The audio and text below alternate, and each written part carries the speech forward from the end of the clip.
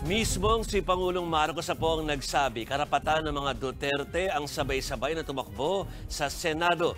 Nanindigan din si PBBM na hindi pa rin natitibag ang unity team kahit na kumalas si Vice President Sara Duterte sa kanyang gabinete. Para bigyan po ng mukhaang balita, Mobile Journal, Julie Baiza.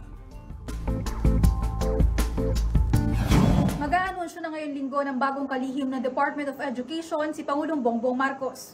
I would like to be able to announce the appointment of the new DepEd Secretary.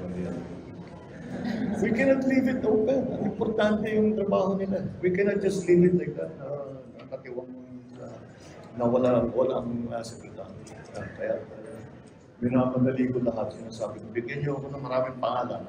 Yan ang pahayag ni Pangulong Bongbong Marcos kasunod ng pagbibitiw sa gabinete ni Vice President Sara Duterte. Ayon sa Pangulo, inaalam na kung sino ang kailangan sa posisyon at ano pa ang mga dapat gawin sa DepEd. Kasabay nito, sinabi ni PBBM na walang binigay na dahilan si VP Sara sa pagbibitiw bilang DepEd Secretary at spokesperson ng NTF-ELCAC.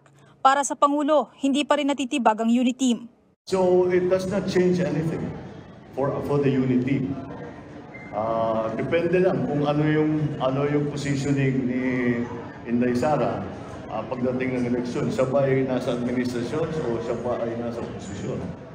Kasi that will be the only major determinant.